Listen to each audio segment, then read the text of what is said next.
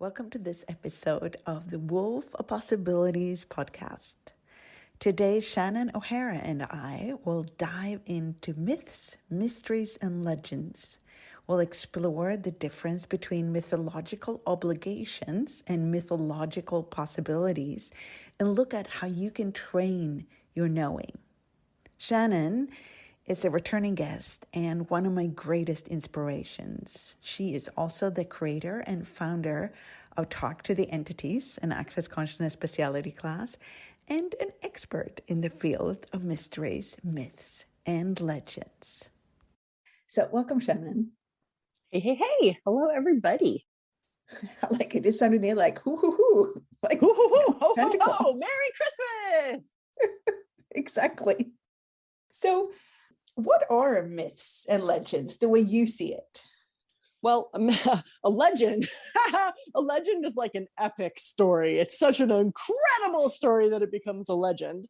Mythology is it's sort of a funny one because they use it to denote a lot of stuff that could be also considered historical record, but doesn't match up to the current mores and standards of reality. I've actually learned a lot from mythology, and it depends on the myth, depending on how valid and useful it could be for me today. Right. It's interesting because I looked up like famous legends and famous myths, and the legends like the lost city of Atlantis or Robin Hood or the Fountain of Youth, and like you say, they're like this huge story that inspires me just reading the name of the legend, while myths are more, I don't know, more about gods and Thor and Hercules, Right. things like that. And they are somehow, I don't know, it's like I'm more detached from the myths, while the legends makes me go, it's like you say, yes. So in that, what is it that make the legends more reachable somehow? Well, I don't actually have the same experience as you about the legends being more reachable. Tell me what the myths do for you. Mythology, I mean, obviously, like the Greek, there's all the Greek mythology, which I think is a pretty popular mythology. There's books written about it. I've read many myself about it. And it's sort of like the beginning of the archetypes that we experience in life. Yeah. But mythology is also really closely, in my universe, related to fantasy. And fantasy is where you get all the fairy tales. And as somebody who has been very sensitive to the spirit world all my life, I actually learned a huge amount about the nature spirits specifically that I was experiencing as a youth and as a teen, that I had nowhere to go for information about that. I remember when it was like my 19th or 20th birthday or something, and I was alone for some reason for my birthday. So I took myself for a hike in the mountains in Santa Barbara, where I was from. And I was feeling really sorry for myself, and I started going into, just feeling really sorry for myself, but also needing something I wasn't asking for. Anyways, I crossed this creek bed, and down the creek to my right, I saw like all of this like sparkling in action. And I turned to look at what it was, and all I saw was the creek. And I turned back to face forward, and I saw again like all this activity and action and sparkling. And I turned back to look at it again. And it was these water spirits completely saying hello to me and being present with me. And I burst into tears. Like, I didn't have this cognitive explanation of, oh, it's water spirits and, oh, they're really healing me. And it wasn't like that. It was like, as soon as I really opened up to what was there without the logic, I started crying. And it was like, but it wasn't like crying sad. It was like this massive change that occurred. And it was this incredible gift that I got on my birthday. And I wasn't alone, and it was valuable and relevant to me. And so I then sort of was like, water spirits, I was like, I don't really know anything about that, And so over time, I started collating and hearing and seeking out different legend and sort of like mythological record from mostly, interestingly, Asian cultures that talk about water spirits. But even in the Scandinavian folklore, they talk a lot about water trolls. And that's the sort of stuff where when I hear that, it's easy to push that into not real, because it's fantasy or it's mythological record. However, it has painted a really much clearer picture for me about what I perceive, and especially what I've perceived swimming, in the oceans of Scandinavia, when I go out too deep, I start feeling this really strong pull into the depth of the water. I'm like, no, thank you, and it's like, so for me, it's been a huge help in that way. Oh, there is also this element of myths and legends where, since they are from so far back in time, they were never really written down in the beginning, at least, and they're part of this oral tradition that changes and develops with time and over time. So what does that mean for the influence they have? That's a really interesting question. What keeps coming up is I just recently did a whole bunch of, as you do, research on the Bible and the Old Testament and who wrote it and I dive into the weirdest topics at the weirdest times. But there are these incredible sort of modern day scholars that are going back and matching modern archaeological record, like what we have now as archaeological proof, to the biblical stories, and able to sort of like validate or disprove a lot of the stories of the Old Testament, because the Old Testament obviously was like the original part of the Bible that was written thousands and thousands of years ago by a number of different authors. And they talk about actually the main characters of the Old Testament, well, Adam and Eve, obviously, but Moses, Noah, etc. There's like an argument about if that's historical record or if it's a mythological or a, what do they call them? Work of legend, actually, I think is how they call it. So, and they say that they sort of explain a lot of the different stories of the Bible and the different characters of the Bible, and they determine how accurate the stories are based on how close to the events the story was written. And if the story was written hundreds of years after the event about a particular character, it's considered less accurate because people's memories of the event have changed so much over time because the people writing the story weren't actually there. They're just writing the story based on the word of somebody else, which has been removed, Chinese whispers multiple times. And then, of course, when you add in people's points of view on top of that and hearing what they want to hear and twisting things into the way they want to tell them. And then we have the Christmas mythology, where the placement of the actual celebration on the 25th of December is actually part of a political game at the time. I mean, I thought it was pretty obvious that's an astrological story. So obviously before Christianity, there was Judaism, but there was also a huge amount of paganism and other earth religions or earth worshiping. And at that time, obviously, there was a huge amount of reverence paid to the celestial bodies, the cycles of the sun and the moon, because they had such a huge impact on our lives, because most of us were living outside. Yeah. And obviously, like December 25th isn't always the shortest day of the year in the Northern Hemisphere, but I mean, it falls around there. And that's when the sun returns. So that's the shortest day of the year, and then the sun returns. And that's actually what the Christians interpreted as the birth of the sun, which was actually the sun in the sky. Yeah, and then they put Jesus' birthday on there. Yeah, they're like, this is a convenient thing we can use. But that's a layer of the myth. But then, so how do we navigate the myths and know what contributes to us, know what's true for us, and actually use them instead of disregard them as it's a myth, it's a lie?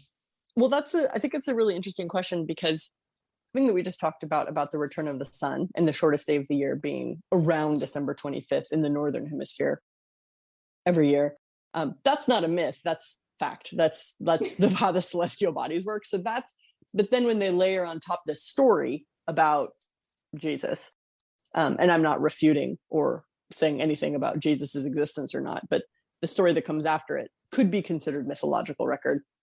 But I think it's just like everything, we have to be in our knowing. And that's true of mythology. That's true of information that we're given directly as fact. I mean, I was reading something, was it yesterday, about energy and where quantum physics is with understanding like the building blocks of like the universe, basically the building blocks of the world. And it's energy, essentially. I'm putting it in layman's term, but they talk about subatomic particles, and that they used to think it was this and this and this, and now they think it's this and this and this. So even like things that are considered fact at times are not. and and they're continuously disproved and improved as more questions are asked. So with mythology, information in general, like accessing information, like I accessed information about earth spirits through mythological and fantasy records. Like, thank God somebody remembered it and wrote it down and put it in a children's book. So I could be like, oh, but then there's other stuff that, I mean, you always have to be in the question and following your knowing, because there's so much information coming at us all the time. So how much do we actually disregard things if they are called a myth or a legend? Well, I don't. I can't speak to people in general. I don't disregard. I feel like I have got this incredible gift in living in that I listen to everything, and I am able to receive stuff that is parts and pieces of giving me greater awareness over time. And even if it's just something that somebody says passing on the street, or, I mean, finding like the right foot exercise that comes like all of a sudden, like it'll come because I was scrolling Instagram and saw this one person using a foot band, and then followed the path into this random video that now is this foot exercise that's like totally changing my life. Exactly that. And that's something you've trained. It's like a capacity that you've allowed to expand and grow, and it has developed into, it's only a whisper required for you to take that path and find more information. So if somebody is a brand new information extrapolator in this world, how could they start listening to everything, basically? Well, again, I really have to circle back to that thing about trusting your knowing. The reality of today is, more now than ever in history, we are bombarded by information, a constant stream of information. And on a psychic level, but also on a technological level, we have access to information and platforms of information that have never existed in the history of ever on this planet. So it's more important now than ever to really trust your knowing. And especially, I mean, I think a lot of us can relate to coming out of, or experiencing it. I don't actually think we're out of it, but experiencing all the stuff that's been going on globally since March 2020 with the you know what, and just all of the information that's coming out, and watching, mainstream news outlets propagating incorrect information, and then people trying to speak up and have a different point of view literally getting censored off of YouTube, Facebook, Instagram, everywhere, essentially. So it's this thing where it's more important now than ever we might even look back at this time as at the corona myths, this myth that was put forward as fact. And, any educated person who really teaches themselves about like what is a virus, what is virology, how does this work amongst our human biology? It's a very different story than the one that they're perpetrating in the mainstream. So we might even look back, in 50, 100, 200, 300 years, like our descendants might look back at this time as a time of great mythology. Then let me ask you, what is the difference of, listening to everything and follow that, and becoming a so-called conspiracy theorist? Well, it's the knowing.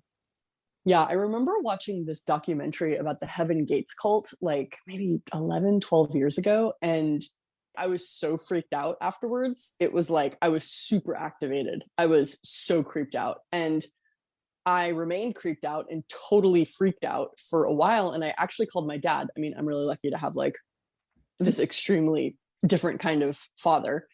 And I said to him, I was like, I was watching this documentary about the Heaven's Gate cult, and it like totally freaked me out. And like, I need help. I'm like totally activated by this thing. And he goes, well, you need to know what's actually insane. And it was like the first time I'd ever really because it's so easy to think we're insane like all the time, especially in the business that I have been in for the majority of my adult years, which is talk to the entities, which is like so easy to classify as a crazy place. Like most people think when they hear voices that they're crazy. And I'm like this voice of reason being like, what if you're not crazy? What if you're actually aware? What if those are spirits, So that thing about like knowing what's true versus like conspiracy theory is like, there's a difference between like true insanity and being aware of stuff that society doesn't approve of or is a very unpopular awareness. And the easiest way to reject that awareness is to, classify it as insane. So most of us who aren't insane rock around thinking we're insane. So it's using the same word, but has two very different realities. I also wonder when you talk about that, especially a documentary, if it's actually one of the key ways to notice if it's a conspiracy theory or if it's actually something that's true and contributing right. to So if you attached right or wrong to it. Because the conspiracy theorists are so convinced they're right that they won't listen to anything else. Yeah. I mean, the thing that's really saved me with awareness in general is the really simple sort of like energetic freedom of when something's heavy, it's not true. And when something's light, it is. And that's really what's helped me cut through the jungle of everybody and everything. The constant noise of this reality is if it's heavy at all, like I know it's not real and it's not true. But that's a freedom I've given myself. And somebody could call me crazy or I'm not, I'm being unrealistic or I'm detached from reality. Okay. But you know what? I'm happy. Yeah. And you also don't have any energy on it. One of the things that we both facilitate access consciousness classes, and one of the things that's very clear is if somebody tells a story that has a lot of energy to it, like a lot of investment and energy and kind of like a fight to it, then there's something there that they're defending or that's right about it that actually is not allowing them to see the full picture. So when you're saying people could call me crazy, there's no energy to that. There's nothing there. Right. Like I really don't care what other people think. I think that's probably what the moral of the story is. Yeah. Nor do I particularly care what people believe.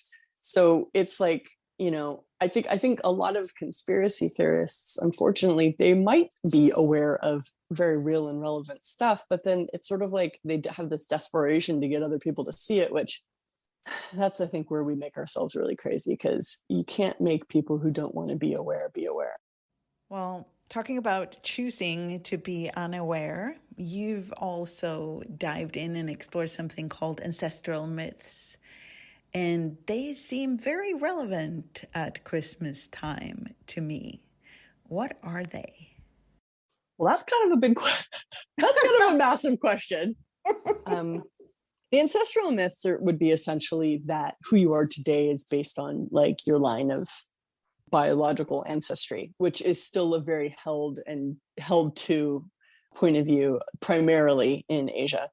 And ancestral myths are like the same as essentially the myths of family, that family makes you who you are. You can only choose based on what your family is willing to choose or is willing to, allow you to choose. All your choices are like the sum total of like your ancestral line. Like that's the mythology of ancestry, but it's really essentially the mythology of family. Right. That family is this real and true thing that limits you or makes you who you are. And it isn't. How does one use the ancestral myths of your family as a possibility and not as a limitation? Since I grew up in California, I grew up in I grew up on like the edge of the New World, like the very most cutting edge of the New World. And it was like family was irrelevant. I don't want to say that cavalierly. I don't mean it like that, but it was really like both of my biological parents had left their families intentionally in the 70s and went to California and sort of like never went back. So there was not a lot of interest or connection to family and the old world. So I didn't have a lot of family like importance, which is different. Like some of us grow up with a huge amount of family importance placed on us and others of us don't have family really at all. For those of you guys that don't really have family at all, like maybe like count your blessings. And for those of us that have a huge amount of family importance placed upon us and we're really raised in a like looking backwards and being very made to value family, it's that thing of like what's relevant here and what isn't relevant. I mean, what's relevant, what's really true is that it's getting really cold in the Northern Hemisphere and well, it's getting really cold in Europe and eventually it will get warm again. Like that's what's true. Where you go for Christmas Day is sort of like irrelevant in the scheme of things. Yes, that is very true. So invention, lies, relevance. Where do you start to find what's true for you in a myth? Christ Mass obviously is an invention, and it's a story that was used and invented to perpetrate a particular agenda. I wish that we were on this had this mass consciousness that there seems to be around Christmas and like the Christmas decorations and gift giving. I sort of wish that that was translated into like awareness of the earth, which it originally was. You know, we don't tend to have a lot of significance around or even connection to the solar movements and the seasonal changes anymore. I mean, in Scandinavia, you guys still celebrate like midsummer, like really seriously celebrate midsummer, which is the longest day of the year, right? So that's another like pagan leftover holiday that sort of Sweden somehow never got rid of. It is our biggest holiday, actually. It beats all the other ones. And it makes me smile when you say that. What if there is a different way of actually celebrating the changing of seasons and the following of the ancestral bodies, like you are saying? And what if we could actually choose that? It's so interesting because it comes from that. When you're willing to receive everything, you actually can choose what parts of it is true for you and what parts would contribute and what parts you can just let go of now. Exactly. And I mean, most people know at Christmas, it's like family time, which might be fun for some people, but I'm going to go out on a limb here and say that a lot of people also really struggle with family Christmas time. And that's a total self-imposed, like mythological obligation. It's cool to like look at like the spirit of what Christmas is like supposed to be. Like that's the fantasy, that's the mythology, the Christmas legend where it's like warm and cozy and there's, you know, this sort of like internal coziness that occurs within the family and but really and truly it's the preparing for the cold season, the winter season, where you go inward and you start, you know, living off of the preserve of the harvest of the summer. And I think that is a connection to the earth and like the honoring of the rhythms of the earth that to me is a lot more relevant than, you know, wearing a Santa costume in Australia on the beach in Queensland when it's 45 degrees. And I mean Celsius, because it's in the Southern Hemisphere, you know, December 25th is hardcore summer. I think that's brilliant. The mythical obligations versus the mythical possibilities. That pretty much sums it up in a beautiful, shimmering Christmas ball. Well, thanks for having me. And I mean, I love these sorts of conversations. I don't know if other people do, but it's like, I like to think differently and to reach into new questions. So I love the questions that you're asking, and thanks for having me.